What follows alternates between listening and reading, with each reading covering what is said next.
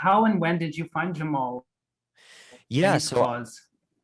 I became aware of Jamal's organization, My Block, My Hood, My City, back in 2015. I read a local news story here in Chicago about the work he was doing, and at that point, the organization had only been around for about a year or two. But I was really into it. I thought the mission was great. Jamal was is very charismatic, which you can tell in the film. So I was looking for a way to get more involved with the organization, and I was producing a show here in Chicago at the time, and I booked Jamal and some of the teens in his program for the show, and we got to talking afterwards, and I suggested maybe making a documentary about him and the organization and some of the kids going through their senior year of high school. Well, okay. And for you personally, what impact did the film have in your own life? Well, I mean, it's been in my life. It's been my baby for over 4 years at this point. So, you know, it has And shaped it has shaped so much of my career trajectory. I was in TV for about 10 years, okay, and this is the film that pushed me towards being a documentary filmmaker, which is what I always wanted to do. And when the opportunity came along, it was like sort of now or never. So this film changed, my life in a pretty significant way. And with that said, it also, being around Jamal for that much time, like you can't help but have some of that, rub off on you a little bit. And so, his message of making simple change in your own neighborhood and watching it ripple out across the city, like that's what I've really tried to do in my neighborhood here in Chicago. was it hard to keep up with this busy life? Yeah. Yeah. He's busy, but also he just kind of never sleeps too. So there would be Wow. like calls and emails at like 2 or 3 o'clock in the morning. And I had a baby while we were making this film. So Oh, some of the really? time I was actually awake, with a newborn, but most of the time I Yeah. was like, I'll respond in the morning. I can't wake up right now. And it seems like you created a bond with people surrounding Jamal. Can you quickly remember a moment that made you emotional, for instance? Well, I mean, I think, I've seen this film so many times, but what still gives me chills like every time I see it is a speech that he delivers. We call it the Yeah. fireside speech. Okay. And he has so much passion, and whatever it was that was kind of like eating at his soul that night just came And out. yeah. And it's so emotional, and it's so raw, and it's so real. And still, after seeing it, a So hundred many times at times. this Yeah. point, yeah, it still kind of makes me shiver. Yeah. It resonates. Yeah. What type of difficulties did you face during the filming of the of Tiny Ripple of Hope? Yeah, well, we made this film on practically no budget at all. It was a passion project from the very beginning, Mm, and that's difficult because I want to work with really great people who are interested in the subject and interested in filmmaking, but I couldn't pay anyone, and I certainly yeah. wasn't getting paid. So everyone that worked on the film worked for free or for hopefully some money if we sell it. But yeah, Yeah. that's wasn't just low budget; it was no budget. And do you think that without Jamal's efforts, would these teens have the same opportunities they had in the film? No, almost certainly no. Yeah. I mean, someone recently said to me, an old professor from film school said to me, Okay. um, I'm not exactly sure what Jamal does specifically for these kids, but just the fact that he's there and they can call him and he'll Yeah. show up whenever they need him is more valuable than anything. And that's, I mean, that he understands that better than most people running nonprofits in this city. The way Yeah. to reach these kids is to just care and be a part of their life. It's your role in their life doesn't stop after they leave your after school program. Like, you Yeah. need to be there for them. So I think his role in their lives is instrumental in where they are today. And by showing parts of Jamal's personal life and struggles during the filmmaking, did you you notice a change in his behavior? Well, Jamal's he's complicated in that way. You know, Okay. he's a public figure here in Chicago, so he projects a certain um, you know, he projects a certain persona, Yeah. and it was really my job once we decided that we were going to focus on some of the stuff in his personal life to break down that persona. Yeah. Um, and he was all open to it, but at the same time, you know, he said on a few occasions that he's embarrassed about some of the things that are in the film, and it's not bad. It's he's embarrassed, but it's good that it's there because people see the struggle and it humanizes him and it Yeah. makes True the story. process real. Yeah. So And there are many people right now who need Jamal Cole in their lives. What could be your message for those people?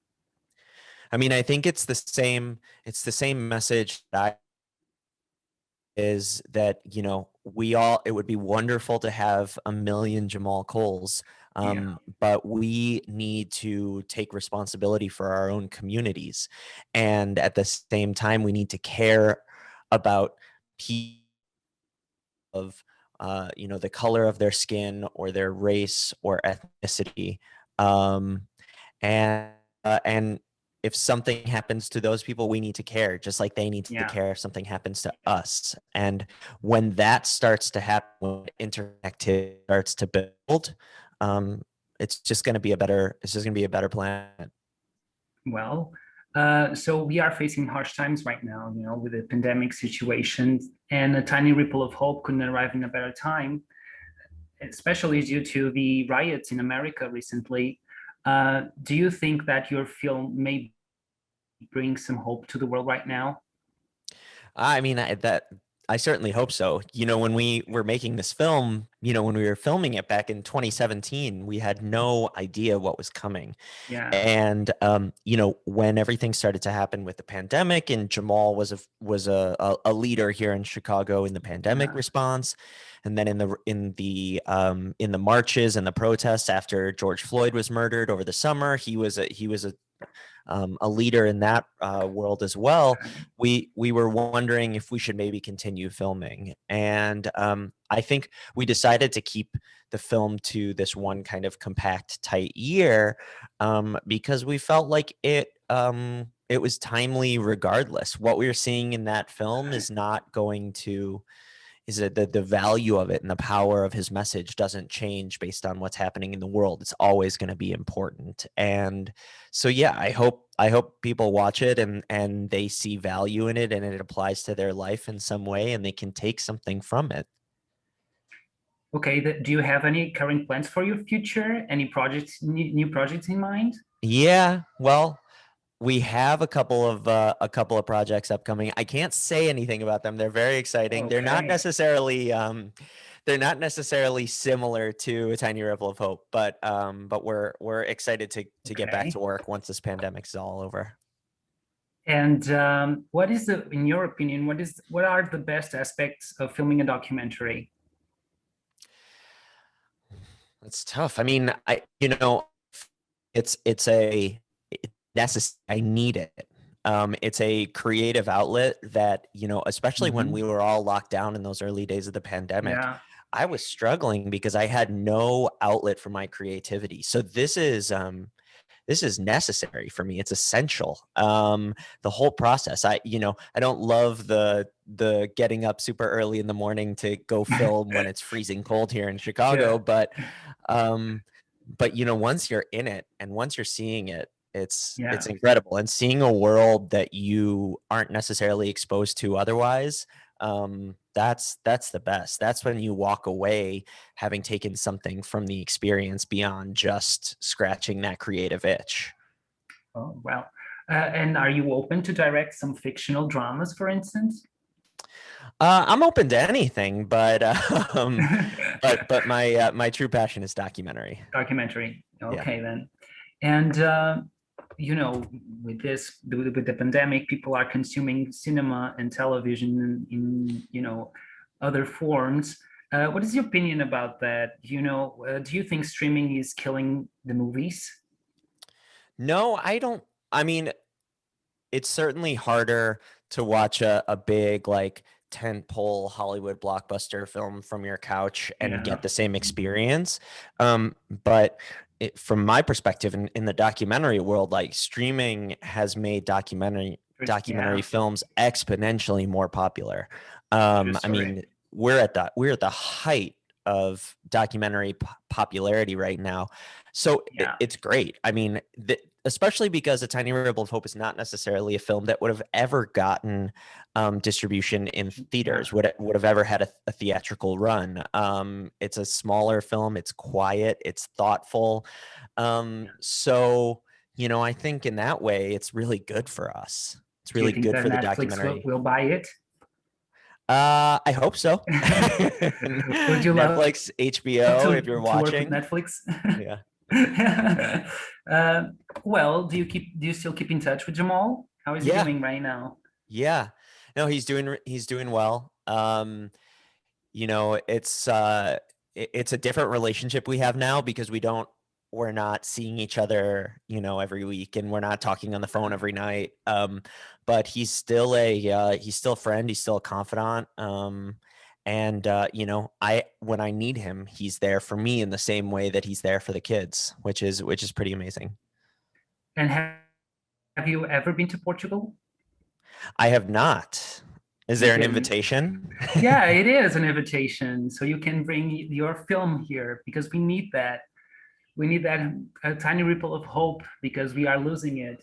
We are I currently in a lockdown worse than Yeah, yours. yeah. We are the Europe's biggest case country, yeah, right now, Hmm.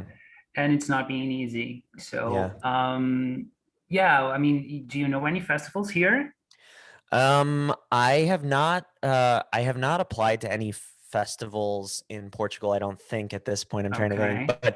But also what's hard is you know, we're basically like not allowed out of the country at this point. So Yeah. Yeah. even the Canadian festival couldn't go to them if we got into them. So it's hard. It's a different landscape, the festival circuit this year than it's Yeah. really ever been, and it's hard to navigate, and it's hard to do when it's your first time doing it. So, And but how did I you, would love to bring the film when we're free to travel again. well, we will wait for it. How did your family react to your film? Um, they they were frankly surprised because I've been working Yeah. on it for so long. They were like, wow, this is amazing, this is what you've been working on. And it kind of like, especially I think my dad finally saw the vision of what I've been working on for so long. It kind of gets to the point where your loved ones are like, well, I don't, you know, maybe he'll finish it, maybe it'll be good, maybe not, maybe it's just a learning experience for him. But everyone's really proud to see what it's become.